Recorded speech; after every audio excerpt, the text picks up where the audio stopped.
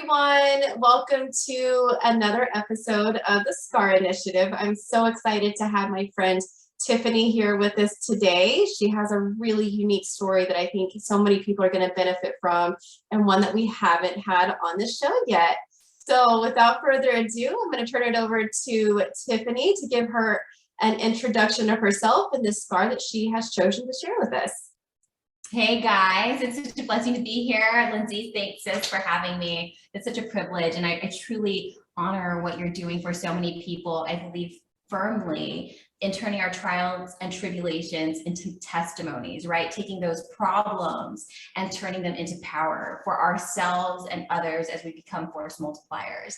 So you get a little information about me. I am a doctor, a licensed and board certified clinical psychologist. I'm an Air Force veteran, and I have been working for the government for almost 12 years now. So it feels like forever, and time has flown by. I'm totally, I'm a firm believer in not throwing the baby out with the bathwater. You know that saying, you want to clean the bathwater, but you don't throw the baby out with it. There's going to be some gems in the experience that you have, right? I'm a very spiritual person, so I believe firmly that God will make beauty from ashes. So that's very important, right? We're gotta find and hunt the good stuff in the midst of the darkness. Yes. All right.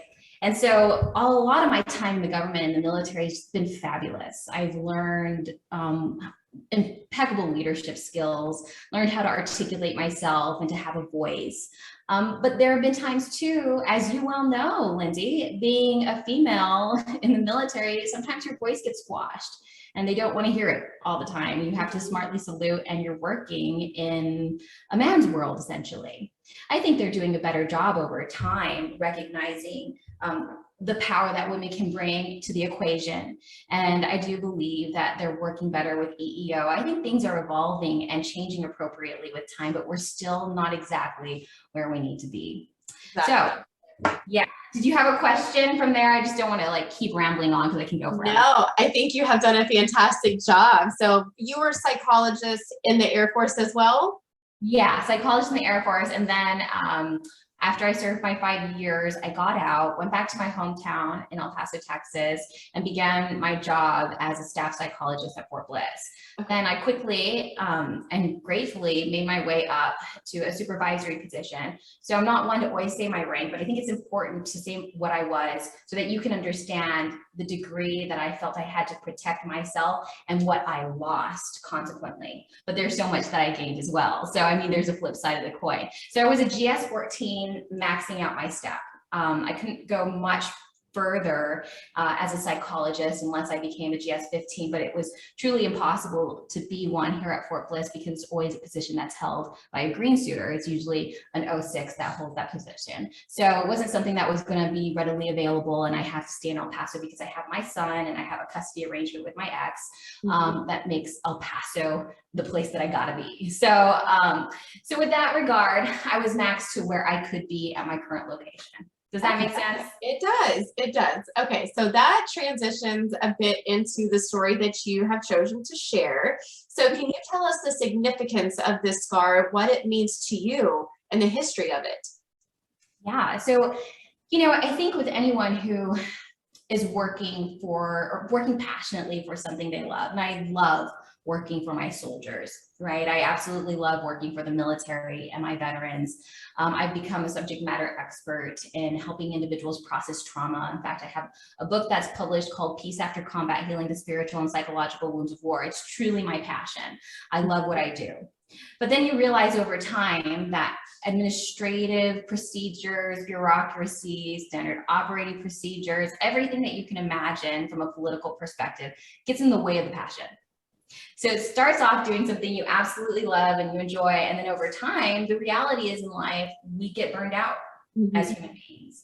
We got to make sure that we're constantly filling our cup.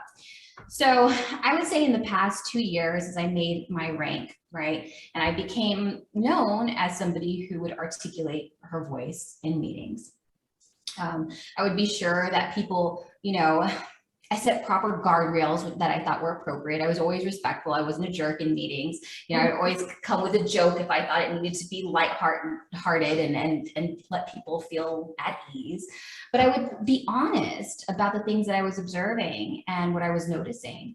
I was concerned about significant attrition or turnover of the providers that we have working for our soldiers.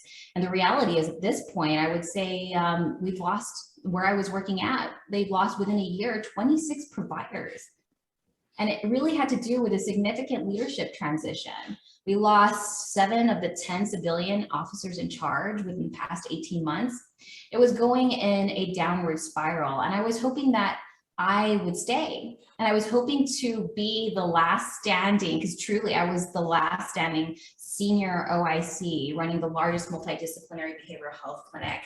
I was hoping that I could continue to withhold and stand that ground so that I could protect the people who were working for me. I was also hoping that I had guardrails to be able to set boundaries, but they didn't like my voice. I really truly felt that the new leadership wanted individuals who were newer in leadership positions, where they'd replace us civilians with green suiters to have a scenario in which you smartly salute. You know what I'm saying? Color within the lines. Don't ask questions. Just do as I say. I can't tell you how many times when I talk to my staff about some of the new leadership decisions that I'd end my sentence with, "Don't shoot the messenger," i.e. me, right? Because of the goofiness that was manifesting that made no sense whatsoever.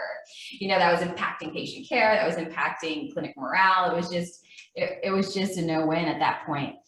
And so in an effort to silence me and get me out, because I was the last standing senior chief, they did an investigation on me. After investigation, they told me that they wouldn't even tell me what the investigations were on.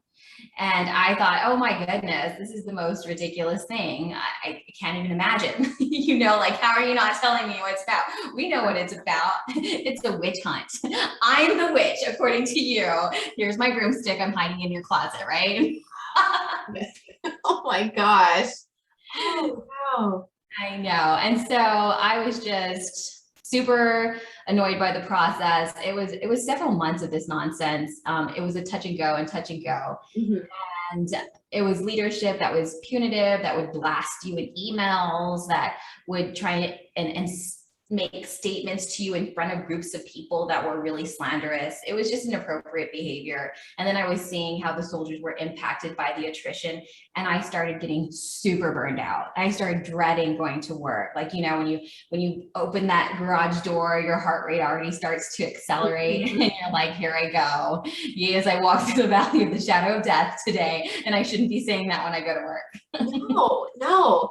And I think it's even more ironic that as somebody in the helping field, yes, who, and I actually said this to somebody the other day, I said, I feel like a professional hypocrite because I give so many people advice or suggestions about what to do, and then yet I don't even take my own advice as a social worker. So for somebody who is so heavily and highly trained and educated as you are, how did you feel being that one person? Now it's you having to talk to you about what needed to be done instead of you talking to a soldier. Yeah, you know, what do they say? You got to practice what you preach, right? Oh, it's so hard. I had a lot of individuals who were fabulous support. I mean, obviously my husband is my number one rock, my mom, my family, of course. But then you also want to be able to have peers who can support you and understand the process you're going through. The beauty was that I wasn't the only one experiencing these types of situations. So many of my civilian counterparts were enduring the same thing. So we were able to process together. And they left before I did. And I saw them leave, and you know, the pit in your stomach, your heart starts to sink, and you're like, oh my gosh, this is for real. Like, they're leaving, and I'm like stuck in this equation. But I still had that Hua mentality, you know, going to press on, charge hard, and push forward. And I did the best of my ability. I really did. But it just came to a point where I realized, I told you I had an ex-husband, right? I felt like I was in a toxic relationship all over again. I felt like, oh my goodness, I need to divorce this job. And I really had to set emotional boundaries for myself. I had to love myself more. But from a faith-based perspective, I think the most important thing is I had to trust in the Lord with all my heart. lean not upon my own understanding, but submit to him in all my ways, and he will make the path straight for me. And, you know, for a long time now, since I published my book, I always knew that I wasn't meant to be in the GS realm. You know, I did my best, I maxed as far as I could possibly go, and I praise God for that opportunity and that leadership gift. The reality is I knew this wasn't where I was supposed to be. And for the 2 years prior, I had been praying, Lord, when will I know it's my time? When will I know it's my way out? You know, and I just knew. I woke up one morning and I said, this is not what God has in store for me. I just turned 38, and on my birthday, I said, I'm going to give myself a happy birthday gift. God is funny. Well, he knows all things, right?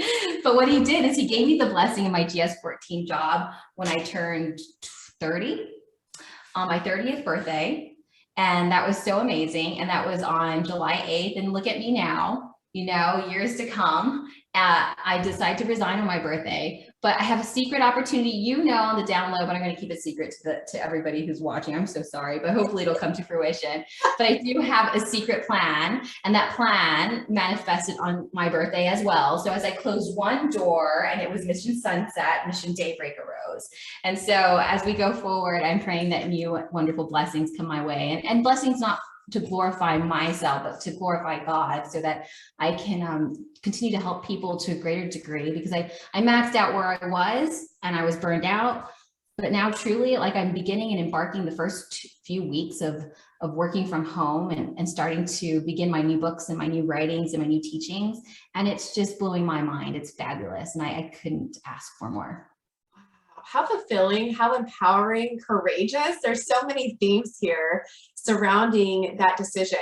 And who knows who's watching this right now that has felt those same those same anxieties of, I deserve more. I feel there's more to this, and I don't know what to do, because it's a huge question of, I need a paycheck, but I cannot be in this toxic environment anymore. So how did all these situations surrounding this circumstance for you finally bring you to the point of, okay, this is it. I need to resign. This is it. Yeah, I think the straw that broke the camel's back, probably never a good time to make this decision, but I just got back from vacation in Hawaii, and it was absolutely fabulous. Yes. And I came back to work finally, and I'm sitting at the desk. They had moved me from one clinic to the next, treating me like I was, I don't know, you might as well just put me in jail, seriously. It was ridiculous. And I sat there and I was like, you know what? I'd rather be in Hawaii. One, who wouldn't want to be in Hawaii? Of course. But so that disparity was even greater because I just gotten back from vacation. But I said, you know what? There is more. And I have a vision, a visualization that God has placed in my heart, and I'm not there yet. And I know that he always, whatever he puts in your heart, and in scripture it says, whatever you ask for in prayer, believe that you have received it and it will be yours. And that power of visualization with him at the center is what's going to empower me to get where I got to go.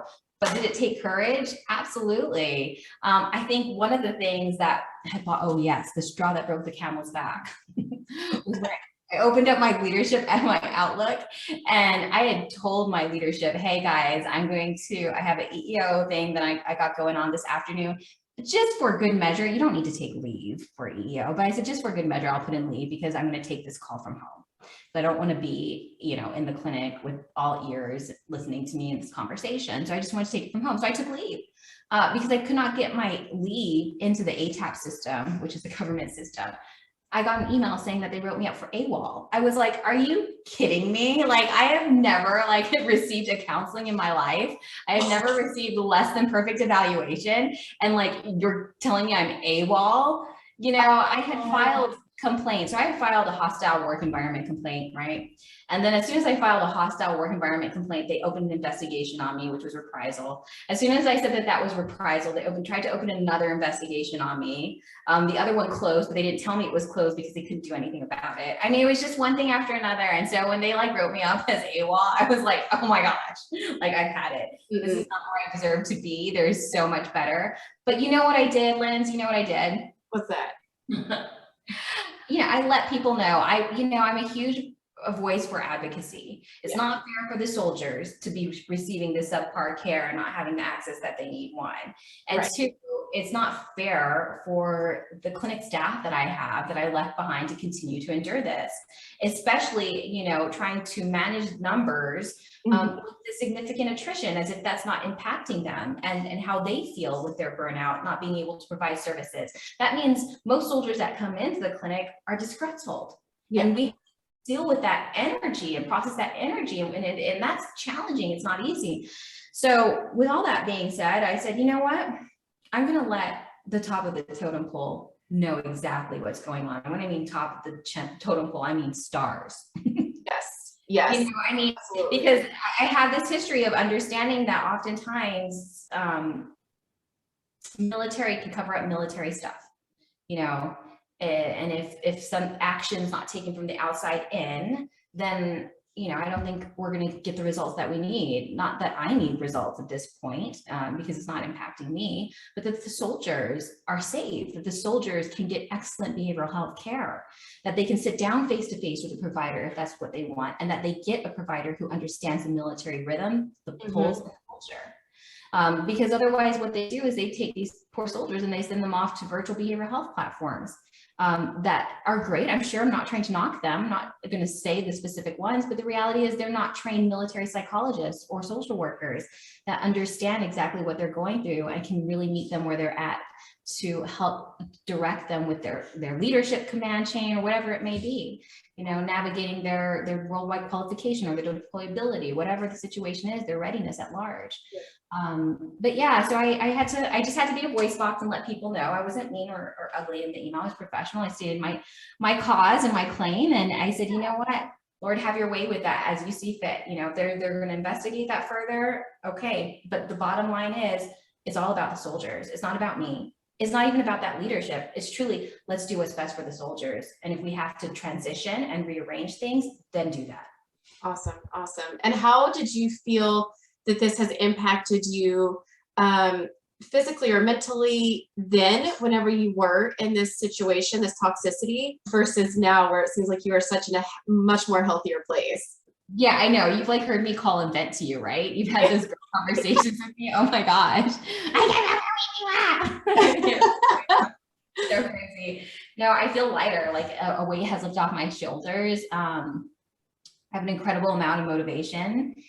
And I'm already working. I got my LLC, everything that I need to get started. I'm incredibly blessed to have a significant other who can work through this process with me and support me in all aspects and in all areas. And I'm just ready for what's to come. And I feel so different. I don't feel miserable. My body feels different, right? Like I have more energy to do more exercise and to do the things that I love. And I'm more present emotionally and spiritually with my son and my husband and my family. I'm not like a ghost of myself. So I think that sometimes when these things are happening to you, though you don't really care to show it outward, you're still taking up your mindful moments because your brain is trying to process and digest these radical experiences that you're having that are totally incongruent with experiences you've ever had. Right. You know, and so the reality is it feels good to be free. That is the thing. I love it. That is a great way of putting it. So what suggestions or takeaways would you want somebody to have of your experience that maybe can help them in what they're going through? You know, I think praying about it, you know, I'm spiritual, so praying about it is going to be number one. And you have to be accountable of your behaviors. You have to be accountable of what's going on, and you've got to process things with other people to make sure that you have an objective lens on, not the subjective one. Because when we get triggered and we're in our limbic system, that's the emotion center of the brain, right? Mm-hmm. We don't make the best decisions or choices, right? That's when our heart rate increases, goes above 80 beats per measure. And that's when the important part of the brain, the one that makes us different than a chimpanzee, it starts to shut down when we have anxiety or when we're in an emotional state. So don't make decisions when you're in an overtly emotional state. Track the behaviors and the situations and circumstances that have manifested before and be able to accurately reflect on them to the best of your ability. Process it with a loved one, a friend, a therapist, a professional, right? And then pray on it. I believe it takes courage, but you have to have a backup plan. There's no doubt about it, right?